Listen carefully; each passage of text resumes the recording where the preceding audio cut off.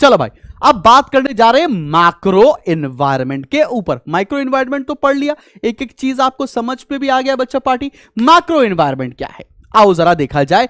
Macro environment का मतलब है which does not directly or regularly interact with the a company does not directly or regularly interact with the macro environment। भाई देखो, micro environment के साथ तो directly और रेगुलरली इंटरैक्ट करना है, बट मैक्रो के साथ कभी भी डायरेक्ट सामना नहीं होता, ना ही कभी रेगुलरली इंटरैक्शन होता है। अब मैक्रो एनवायरनमेंट के अंदर आते क्या क्या हैं और इनके कंपोनेंट्स बहुत इंपॉर्टेंट है, चलिए देखते हैं। कंपोनेंट्स ऑफ मैक्रो एनवायरनमेंट के ऊपर आए तो सबसे टेक्नोलॉजिकल एनवायरनमेंट क्या कहता है, आओ जरा समझो। टेक्नोलॉजी का मतलब क्या है कि कौन सी टेक्नोलॉजी करंट स्टेटस पे चल रही है, क्या नए नए इनोवेशंस हो रहे हैं और उनसे हमारे बिजनेस को कैसे इंपैक्ट होगा, वो सब हम इस पॉइंट में कवर करने वाले हैं। मैंने कुछ आपको बादल बनाकर ये पॉइंट दिए हुए हैं। जैसे मैंने क्या बोला, it refers to state of science and technology in the country. Current status में, करंट सिनेरियो में क्या साइंस एंड टेक्नोलॉजी हमारे देश में चल रही है। दूसरी, technology environment depends upon several factors such as spirit of invention. हमारे देश में देखो भाई, क्या होता है, टेक्नोलॉजी एनवायरनमेंट बहुत सारी चीजों पे डिपेंडेंट है। हमारे देश में इन्वेंशन कितना प्रमोट किया जा रहा है, दूसरा इनोवेशन कितना है लोगों के बीच में, फैसिलिटीज कैसी हैं, गवर्नमेंट कितना खर्चा करती है रिसर्च एंड डेवलपमेंट के ऊपर। तो इसके ऊपर सही सही देखें तो आपकी टेक्नोलॉजी एनवायरनमेंट डिपेंडेंट है। आज भी हमारा देश इस चीज पर काफी पीछे है as compare to the advance nation. अगर हम यूएस की बात करें तो वहां पर बहुत सारे लोग जब पढ़ लिख जाते हैं तो वो रिस्क को ज्यादा लेने लगते हैं, वो ज्यादा इन्वेंशन, ज्यादा इनोवेशंस, नई नई चीजों को निकालने की कोशिश करते हैं। इसीलिए आज की डेट में दुनिया के सबसे बड़ी 100 कंपनियां सारी की सारी यूएस से ही हैं। कंपनियां मतलब यूपी टर्म है, ठीक है ना, कंपनीज भी बोल सकता हूं। बात समझ में आ रही है, आगे बढ़ते हैं। Technology environment have a significant influence on industry and commerce.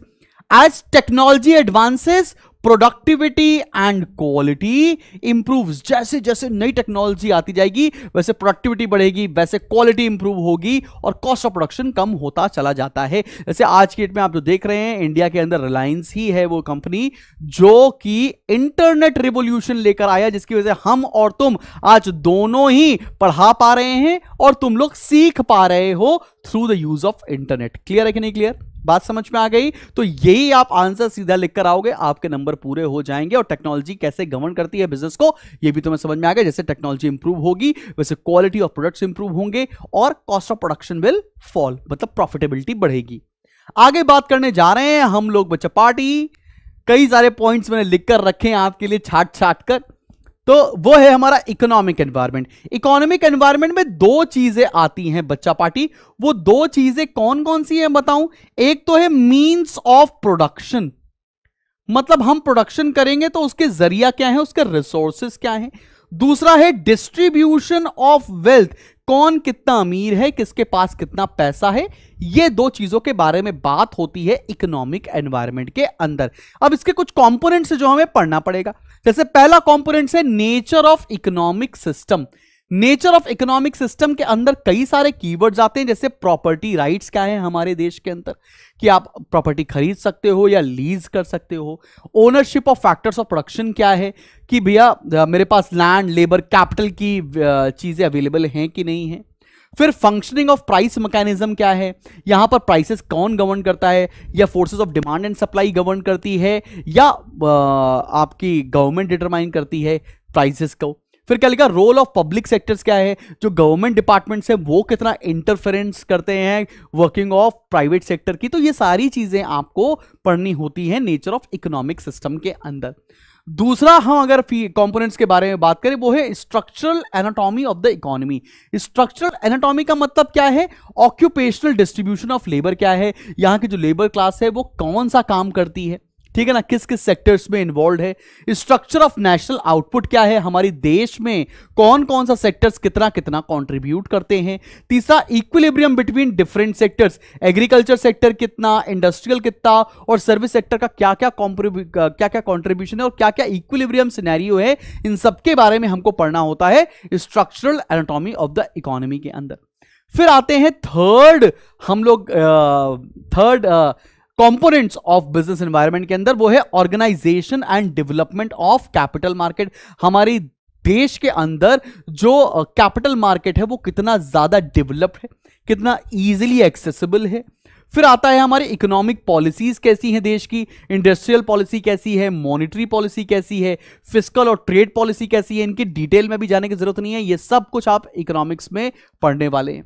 Then market condition क्या है, मार्केट कंडीशन मतलब इकोनॉमी बूम पर है, रिसेशन चल रहा है, इन्फ्लेशन की सिचुएशन है, किस तरह की इकोनॉमी आज की डेट में है, इन सबको पढ़ना इकोनॉमिक एनवायरनमेंट कहलाता है। और ये भी डायरेक्टली और इनडायरेक्टली, ये भी इनडायरेक्टली, डायरेक्टली तो नहीं, ये भी इनडायरेक्टली हमारे बिजनेस को गवर्न करता है। इसके अंदर क्या क्या कंपोनेंट्स लिखकर आने वाले हैं मैंने यहां पर आपको नोट्स के अंदर प्रोवाइड कर दिया है, आप सभी लोग डाउनलोड कर लेना और इसके पूरे फायदा उठाना भाई, ठीक है। आगे बात करते हैं पॉलिटिकल एनवायरनमेंट क्या होता है। पॉलिटिकल एनवायरनमेंट का मतलब क्या है, it consist of forces concerning management of public affairs and their impact on business। अभी तुमने देखा होगा जब मैं आज ये वीडियो शूट कर रहा हूं तो रात का 2:10 हो रहा है और आज तारीख है 3 तारीख, मतलब 3 तारीख की रात। अब तो हम प्राइमरली 4 तारीख में आ ही चुके हैं और आज ही इलेक्शंस के रिजल्ट आने वाले। आपने देखा होगा कुछ दिनों पहले बताया गया था कि, और जब ये आप वीडियो देख रहे होंगे तो प्रोबेबली शाम, आप 4 तारीख को किसी भी समय पर ये वीडियो देख रहे होंगे, जिस समय भी हमारा ये वीडियो बन जाएगा, तो आप देखेंगे कि यार पॉलिटिकल एनवायरनमेंट का कितना ज्यादा इंपैक्ट होता है on working of business organisation. कुछ दिनों पहले बोला था कि अगर लेट्स से एक फला कंपनी आती है, फला पार्टी आती है, तो वो उससे शेयर मार्केट बहुत सारा बूम होने लगेगा, या शेयर मार्केट में रैली होने लगेगी, मार्केट प्राइसेस ऑफ कंपनी बढ़ने लगेंगे। तो कैसे एक पॉलिटिकल सिस्टम कैसे एक बिजनेस को गवर्न करता है, उसके कंपोनेंट्स क्या है, आओ जरा देखते हैं। पॉलिटिकल एनवायरनमेंट में सबसे पहले आता है कॉन्स्टिट्यूशनल फ्रेमवर्क क्या है, ठीक है। कॉन्स्टिट्यूशन आप समझते हैं, उस कॉन्स्टिट्यूशन के हिसाब से आप काम कैसे कर रहे हो, हमारे देश में कितने सालों में इलेक्शन होते हैं, पॉलिटिकल फ्रेमवर्क क्या है, पॉलिटिकल सिस्टम क्या है, सेंट्रल गवर्नमेंट अलग होती है, स्टेट गवर्नमेंट अलग होती है, उनके बीच में रिलेशन कैसा है, उसको बोलते हैं पॉलिटिकल स्ट्रक्चर, सेंटर और स्टेट का रिलेशन क्या है, फॉरेन और डिफेंस पॉलिसीज कैसी हैं हमारे देश की, क्या हमारे देश में हमेशा खतरा मंडराता रहता है या हमारा एक देश सशक्त नेशन है, ठीक है, स्ट्रॉन्ग नेशन है, relation of the country with other country, हमारे देश का बाकी कंट्रीज के साथ कैसा रिलेशनशिप है, वो भी हमारी working of business organisation govern करता है। फिर पॉलिटिकल प्रोसेस क्या है, मतलब हमारे देश में कैसी पार्टी सिस्टम है, उसकी क्या आइडियोलॉजी है, इलेक्शन कम होते हैं, फंडिंग कहां से आती है, ये सारी चीजें बिजनेस को गवर्न करती हैं। और आपने देखा होगा कि जो भी सरकार इन पावर आती है उस पर आरोप लगता है कि वो इन फला बिजनेस को बहुत फेवर करते हैं, दूसरे बिजनेस को दूसरी गवर्नमेंट बहुत फेवर करती है। तो ये सारी चीजों को, ये पॉलिटिकल फ्रेमवर्क को पढ़ना, ये सब कुछ पॉलिटिकल एनवायरनमेंट के अंदर आता है। और पॉलिटिकल एनवायरनमेंट अब आप कमेंट सेक्शन में लिखकर बताना कि बिजनेस को गवर्न करते हैं कि नहीं करते, और करते हैं तो कैसे करते हैं, मुझे कमेंट सेक्शन में जरूर लिखकर बताइएगा। चलिए आगे बढ़ते हैं हम लोग और बात करने जा रहे हैं सोशल एनवायरनमेंट की। सोशल मतलब which is related to society as a whole. अब इसके अंदर जो हमें कंपोनेंट्स देखने हैं, सबसे पहला देखना है डेमोग्राफिक ट्रेंड्स। डेमोग्राफिक ट्रेंड्स का मतलब क्या है बच्चा, कि जिस भी हम सोसाइटी में ऑपरेट कर रहे हैं वहां पर डिस्ट्रीब्यूशन ऑफ पॉपुलेशन क्या है, वहां का एज कॉम्पोजिशन क्या है, मतलब वहां पर सारे बुढ़े लोग रहते हैं, अडल्ट लोग रहते हैं कि बच्चे रहते हैं, उनका परसेंटेज शेयर क्या है, मेल फीमेल रेशियो क्या है, इनकम डिस्ट्रीब्यूशन क्या है, अमीर रहते हैं, गरीब रहते हैं या मिडिल क्लास रहता है, उसके हिसाब से हम उनके लिए प्रोडक्ट को डिजाइन कर सकते हैं, ठीक है ना। तो देख रहे हो सोसाइटी कैसे इंपैक्ट करिए। अगर लेट्स से मैं साउथ दिल्ली, साउथ बॉम्बे में प्रोडक्ट बेचूंगा तो मैं वहां पर लग्जरी बेचूंगा बिकॉज वहां सारे अमीर रह रहे हैं। और अगर मुझे लगता है कि मैं और किसी पार्ट में बेचूंगा जहां पर उतने अमीर लोग नहीं रह रहे, तो मैं मिडिल क्लास प्रोडक्ट्स बेचना शुरू करूंगा। क्लियर है कि नहीं क्लियर, बात समझ में आ रही है।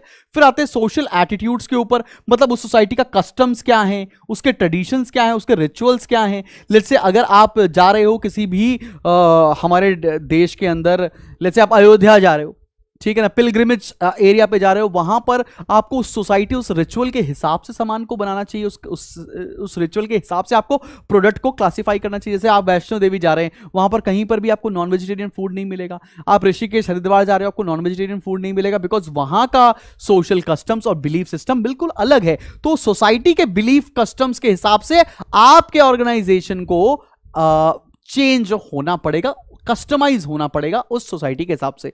देन आते हैं फैमिली स्ट्रक्चर के ऊपर। भाई देखो, पहले ना ज्वाइंट फैमिलीज हुआ करती थी, अब न्यूक्लियर फैमिलीज हो रही हैं, अब सेमी न्यूक्लियर फैमिलीज होती आ रही है। बोलते हैं कि भैया ज्यादा पैसे कमाओ, एक को बच्चे पैदा मत करो, तो उसके हिसाब से कंपनीज प्रोडक्ट डिजाइन करती रहती है। ठीक है ना, बात समझ में आ रही है। आप देख रहे हैं कि भैया पहले बड़ी फैमिली हुआ करती थी तो उसके हिसाब से प्रोडक्ट्स आते थे, बड़े बड़े पैकेट्स आते थे। अब देख रहे हैं कि अब अगर आटे का भी पैकेट देखोगे तो 1 किलो 3 किलो के पैकेट में मिल जाएगा।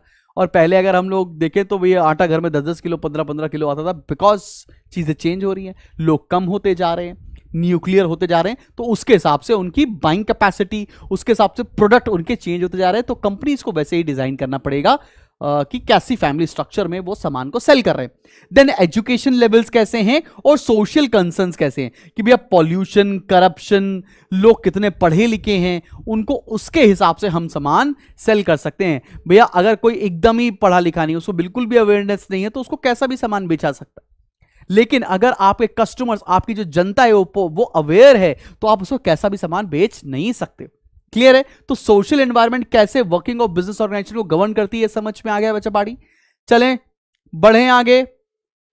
चलो अब हम देखते हैं लीगल एनवायरनमेंट क्या होता है। लीगल का मतलब क्या होता है? Laws and regulations of a country. हर कंट्री का लॉ अलग अलग है, तो अगर आपको उस कंट्री में बिजनेस करना है तो उस कंट्री के लीगल लॉज को कंप्लाई करते हुए काम करना पड़ेगा। जैसे इंडिया के अंदर गैम्बलिंग मना है, ठीक है ना, सट्टेबाजी मना है, लेकिन बाहर के देशों में गैम्बलिंग मना नहीं है। तो हो सकता है कि एक बिजनेस, कसिनोस का बिजनेस, एक कंट्री में इलीगल हो और दूसरी कंट्री में लीगल हो जाए। बात समझ में आ रही कि नहीं आ रही? तो आपको डिपेंड करता है कि आप किस कंट्री में ऑपरेट कर रहे हैं, उस कंट्री के हिसाब से आपको अपने बिजनेस को मोल्ड करना पड़ेगा। तो यहां पर जो कंपोनेंट्स आते हैं वो है rights and duties of citizens. भैया सिटीजंस की क्या राइट्स हैं, कौन से राइट्स को एक्सरसाइज कर सकते हैं, जैसे हमारे आर्टिकल 51 में दे रखा राइट टू चूज, ठीक है ना, ये सारी चीजें। फिर flexibility and adaptability of loss क्या है, किस कंट्री के लॉस कितने फ्लेक्सिबल हैं, उनमें कितना हम चेंज कर सकते हैं और उन लॉस को कैसे अडेप्ट कर सकते हैं। देन जुडिशियल सिस्टम कैसा है, डिले इन डिसीजन मेकिंग होती है या बहुत प्रॉम्प्ट डिसीजन, जैसे दुबई में बहुत फास्ट जुडिशियल सिस्टम है, इंडिया में बहुत डिलेड जुडिशियल सिस्टम है, ठीक है ना। अपराधी आज अपराध करेगा, 18 साल 20 साल बाद उसको शायद सजा होगी। फिर क्या, अब तो धीरे धीरे चेंज भी हो रहा है। देन लॉज फॉर बिजनेस कैसे हैं, कि भैया बिजनेस को ग्रो करना है तो कितने लाइसेंसेस की जरूरत है, कौन से लाइसेंसेस की जरूरत है, कोई भी अगर ऑर्गेनाइजेशन को एक नया बिजनेस स्टार्ट करना है तो कौन से नए नए रूल्स एंड रेगुलेशंस को फॉलो करना पड़ेगा। ये सारी की सारी चीजें कंपोनेंट्स ऑफ मैक्रो एनवायरनमेंट के अंदर आती है अंडर लीगल एनवायरनमेंट। तो आई होप तुम्हें समझ में आ गया होगा कि लीगल एनवायरनमेंट कैसे इन्फ्लुएंस करता है working of a business organisation indirectly.